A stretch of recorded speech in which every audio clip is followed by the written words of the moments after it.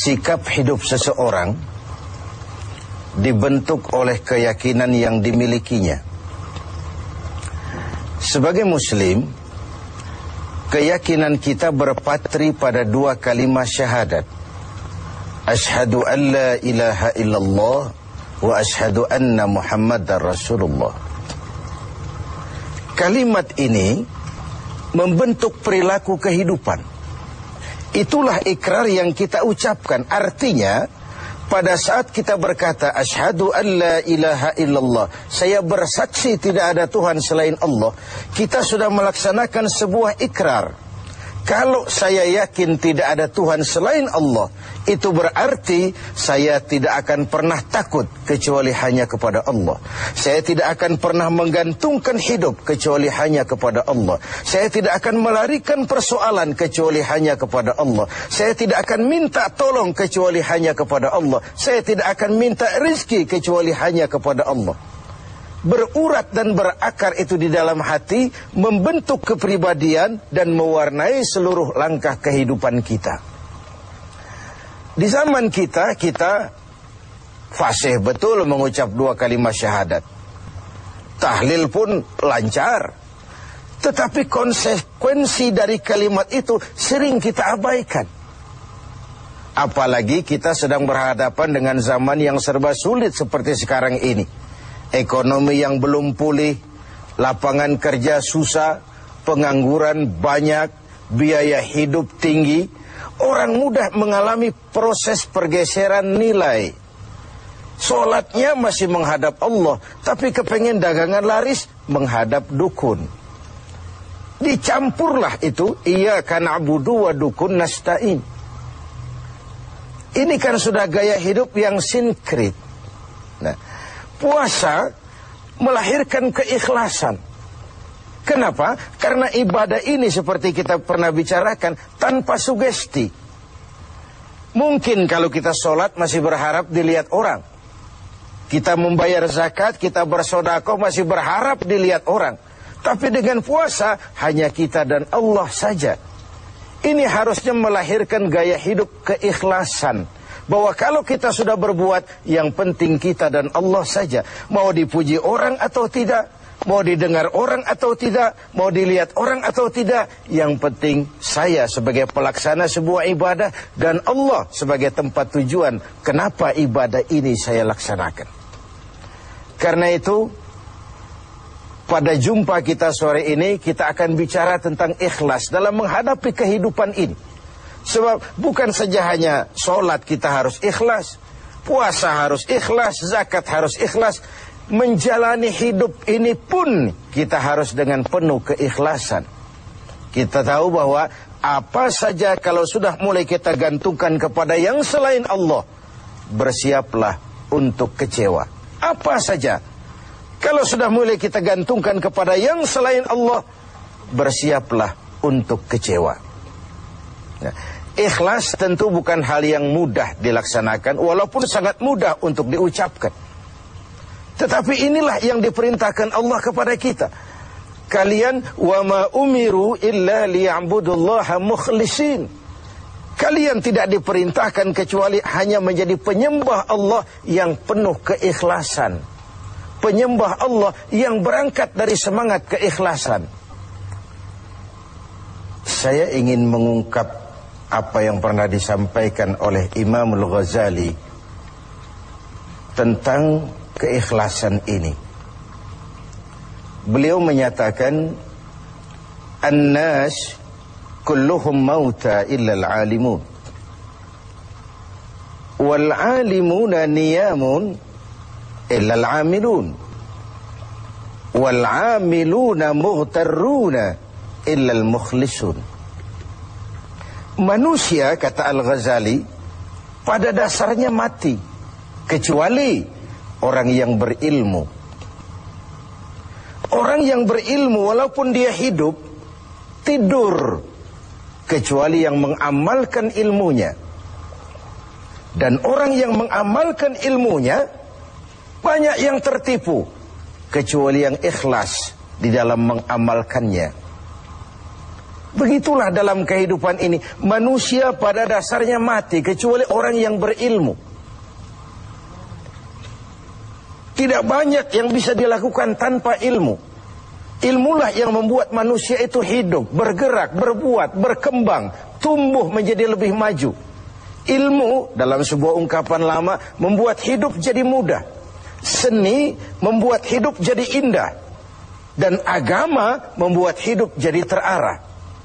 Dengan ilmu hidup jadi mudah.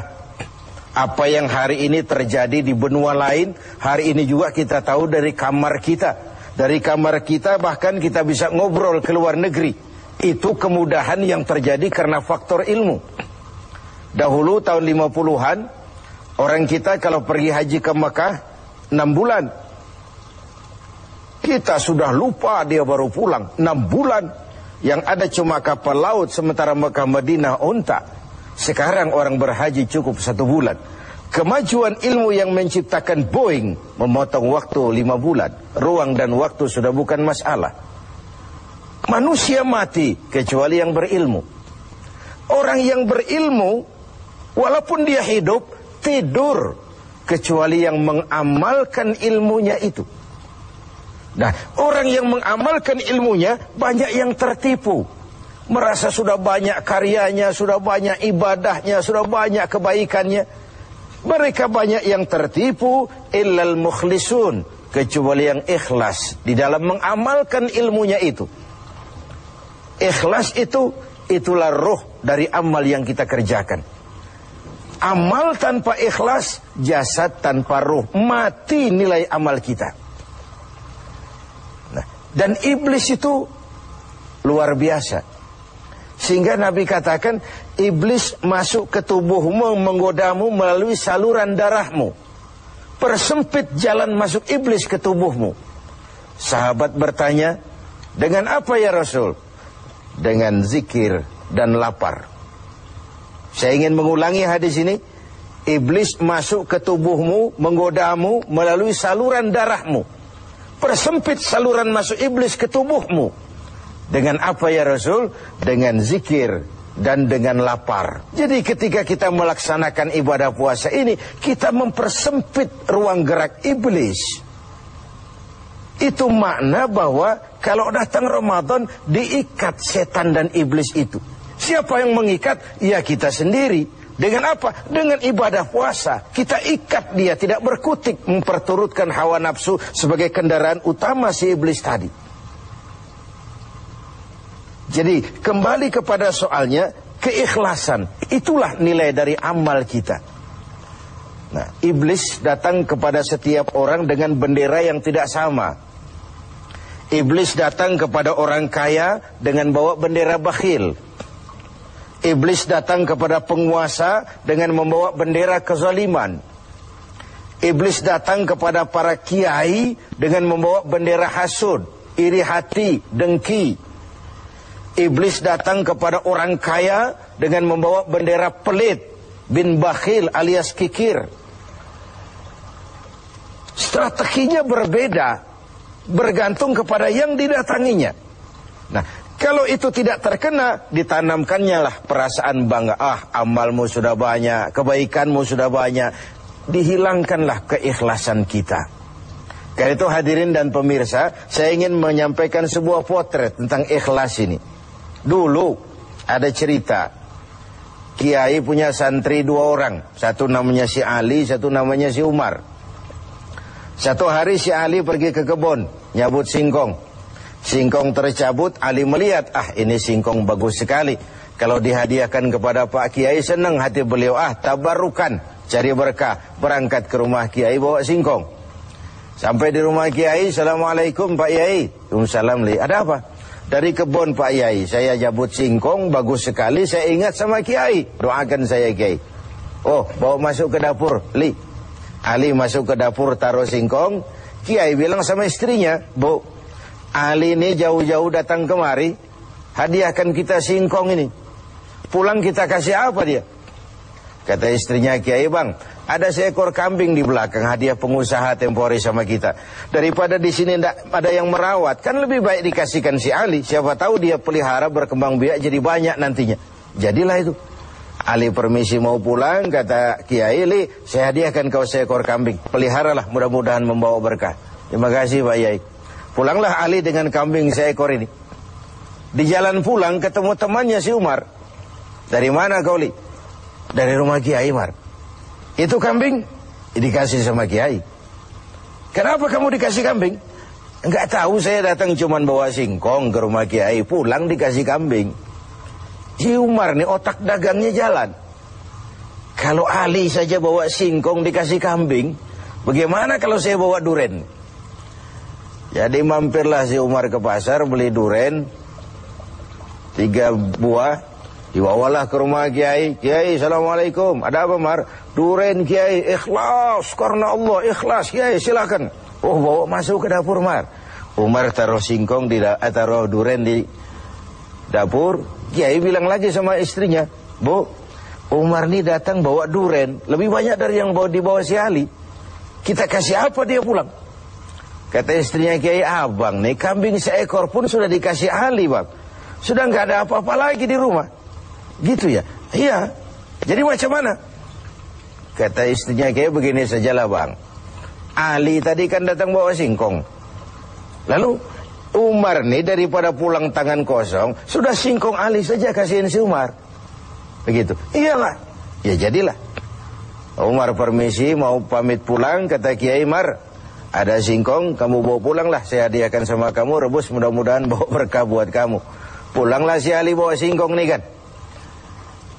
Jadi ini sebuah potret betapa si Ali yang ikhlas bawa singkong dapat kambing. Umar nih yang punya target bawa duren 3, pulang dapat singkong. Nah, jadi ini sebuah cerita bahwa apa saja kalau sudah kita mulai bukan karena Allah, bersiaplah untuk kecewa. Itu dulu, barangkali adik-adik ada yang akan mengajukan pertanyaan. Silakan. Assalamualaikum warahmatullahi wabarakatuh. Salam. Ustaz Kiai, ada yang ingin saya tanyakan berkenaan dengan ikhlas. Pertanyaannya, bagaimana contoh orang yang ikhlas dalam berbuat? Ya. Contoh orang yang ikhlas dalam berbuat. Saya ingin menyampaikan sebuah cerita saja, tapi agak vulgar, tapi ini agak mendekati ya. Orang yang ikhlas dalam berbuat itu, mohon maaf, barangkali agak mirip-mirip orang yang buang air besar. Ini saudara-saudara, kalau pagi buang air besar ikhlas enggak? Ikhlas kan? Apa pernah ditengok-tengok? Enggak pernah. Apa pernah berharap balik lagi? Juga enggak. Walaupun malam habis makan enak, makan sate, buahnya anggur, apel, besok pagi dibuang ikhlas. Enggak begitu jatuh terus ditengokin, jangan-jangan satenya ini. Enggak, sudah ikhlas, kurelakan di kau pergi. Begitu kira-kira contoh orang yang ikhlas dalam berbuat. Ini maaf ya, contohnya agak vulgar, tapi saya pikir itu yang agak mendekati. Kalau sudah berbuat ya sudah diikhlaskan saja, dilepas, karena ikhlas itu kan artinya selamat, selamat dari noda, selamat dari kepentingan yang selain Allah, bersih dari kepentingan yang selain Allah. Nah itu yang kita inginkan dalam berbuat. Dan puasa sekali lagi melatih kita untuk menerapkan sikap-sikap ikhlas. Kan kalau sudah kita puasa, yang tahu cuma kita dan Allah saja. Bukan karena ingin dipuji orang, bukan karena ingin disanjung orang, tapi karena melaksanakan perintah Allah berdasarkan keikhlasan. Mudah-mudahan puasa ini semakin mendorong kita menjadi orang-orang yang ikhlas.